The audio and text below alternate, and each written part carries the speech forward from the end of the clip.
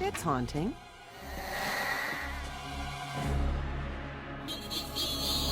You really love to see it when indie game developers take their ideas to the big screen. It gives you hope that someday, just maybe, the FNAF movie might eventually release. What's up? My name is TSD Tom and welcome back to The Twilight of Man. I should tell you that I'm quite a big fan of Phil Lord and Chris Miller, even though I have not seen all of their movies. I was an early fan of the Lego Movie, Clyde with a Chance of Meatballs, and, of course, Spider-Man Into the Spider-Verse. Though, I mean, who wasn't, honestly? That movie was, universally loved. So much so that I even made one of my first ever videos about Spider-Man just a few weeks later. I never released it, though, and I thank my lucky stars every single day. I recently watched the movie Into the Spider-Verse, which, considering by how long this video is going to take, by the time I'm watching this movie,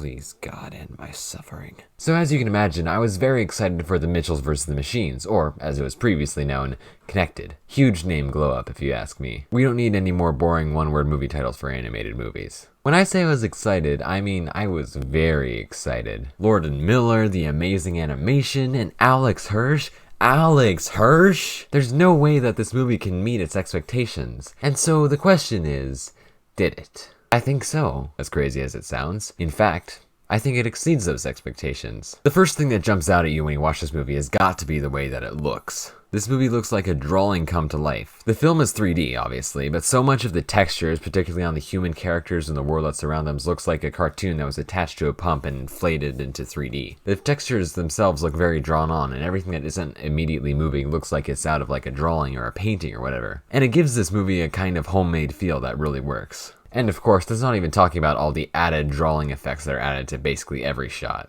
These drawings give this movie life, and it honestly makes you feel like you're watching a movie that was made by Katie Mitchell, the main character. In contrast to all that, all the scenes focusing on the robots and the villain and everything around that part of the movie all have this cold and corporate feel with shiny and smooth surfaces and geometric angles. The contrast is brilliant, and the opposition, as well as the combination of these two styles, really leave an impact. The style kind of looks like the Grubhub app. Don't finish that sentence. You'll regret it. You'll regret it. But enough about me gushing about the animation and the way this movie looks. I should really talk about the meat of this story. Story.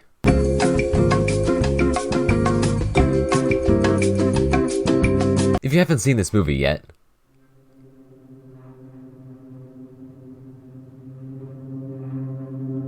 the basic summary is that Katie Mitchell is an aspiring film student about to start her first year at film school. Meanwhile, she and her father, Rick Mitchell, are having some relationship issues. After a particularly unpleasant fight the night Katie's about to take her flight into California for college, Rick decides to cancel her flight so he can drive her across the country to film school, giving him a chance to fix their relationship over a family road trip. That goes about just as well as you'd expect. Get to the bridge if you want to live! What about Prancer? Prancer belongs to the canyon now! And of course, things aren't helped by the whole robot apocalypse capturing the rest of humanity, leaving only the Mitchells to take care of the machines. One of the interesting things about this movie is how it takes very common tropes and interprets them in new and interesting ways. Like I said in my movie criticism video, it's not a bad thing at all to use tropes, as long as you do something interesting with them. This movie definitely does that. For example, this movie makes the whole family road trip aspect of the story a lot more bearable than a lot of other movies do that do similar things. The family members don't actually hate each other, for one thing. Of course, there's still a decent amount of conflict that comes from the characters, but that stems more from a just basic lack of ability to communicate with each other properly rather than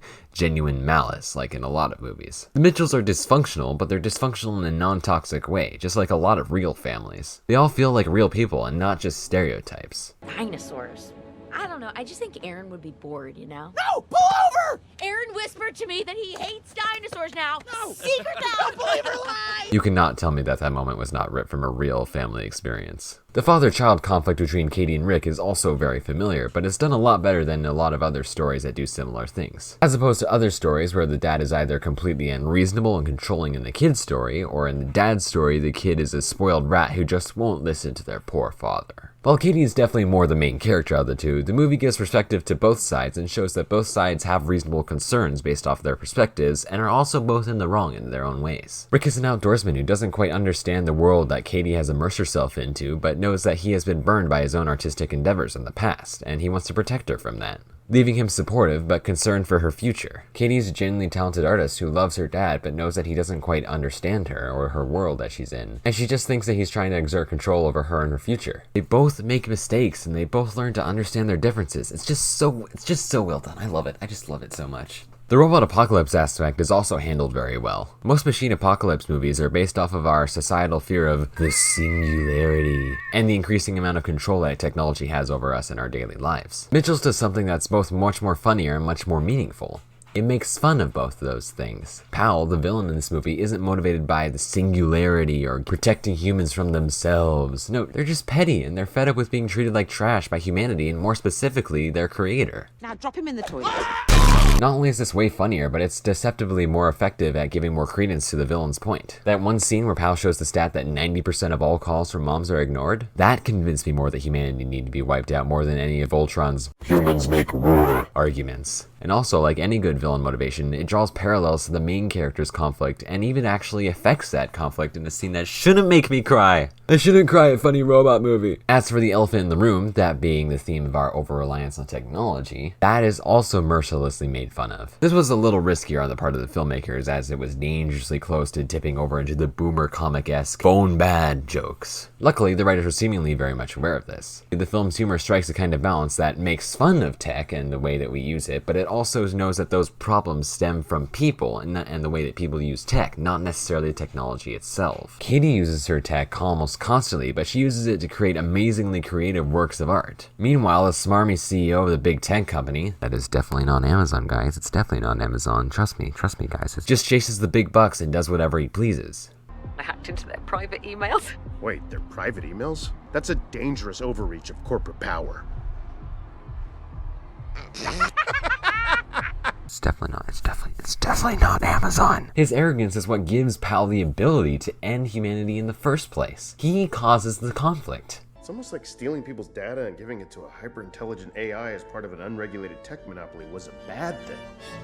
Wow, that's incredible! My point is that this movie is definitely about tech, but it's not about whether or not tech is good or bad. It just says that tech is a tool that can be used for bad and good, and that's amazingly refreshing to see. Now, this movie isn't perfect, of course, so few are, if any. There are a few things that I had some issue with. I thought that the Mitchells' main plan towards the middle of the movie was kind of reckless, and that there were a lot of more options that they could have taken. I thought that the circumstances that led to the emotional reconciliation between Katie and Rick were a little convenient for my taste. And yeah, this movie is not very realistic at all, especially not the stuff towards the end of the climax. No,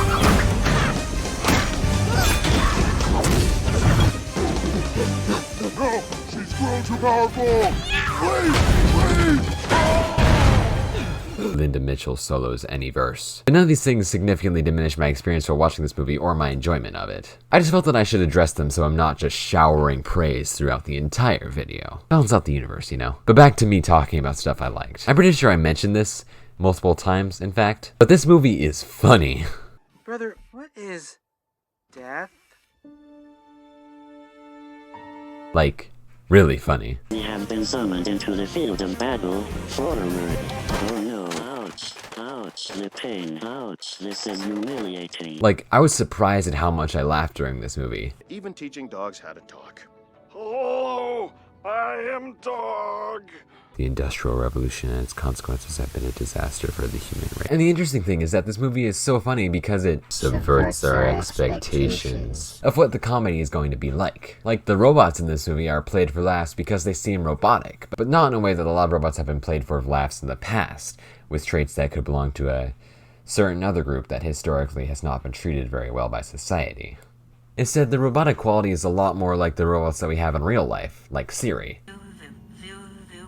Or the AI face reconstruction that we've seen in real life. That just looks like a knockoff Stephen Colbert. Hey wait, the movie also did this. The other interesting subversion is how this film handles memes. Now I know that after I said that, a lot of you are already preemptively rolling your eyes and waiting for the cringe train to roll into town. We all know what happened last time the studio tried handling internet humor.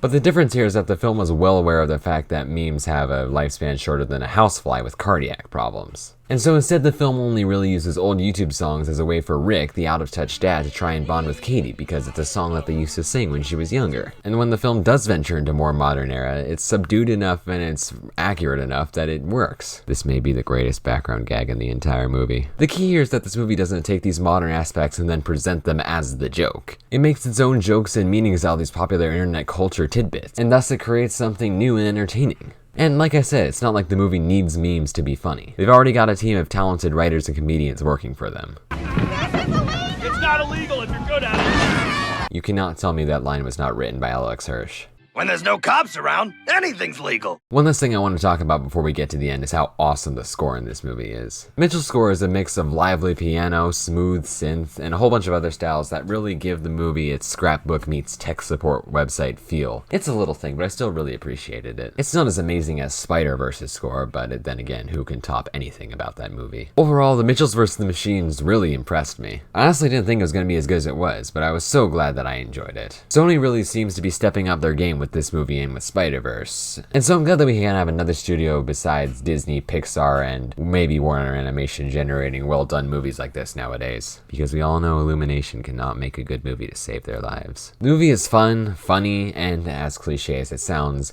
the themes in it really do make you think. As for the score, I'm going to be giving The Mitchells vs. the Machines an 8 out of 10. And that's going to be the end of today's video. I really hope you enjoyed this video, and I sincerely hope that I made your day just that little bit better. Feel free to check out my socials here, or they'll be linked down in the description below, along with my Discord server, which I think that you should join because it's kind of getting started up now. It's starting to kind of pick up momentum, and I'm really excited about it, so yeah. Leave a comment down below if you want me to make a video on something or other, or if you just want to say hi. I read all the comments that I can, and I'll probably get back to you. Don't forget to like, share, and or subscribe with notifications on so you can get notified for every single one of my videos. Only about 14% of people who are watching this video are actually subscribed to the channel, so if you did subscribe, it would help the channel out a lot and would honestly just mean a lot to me. And I guess I'll see you in the next video. Bye.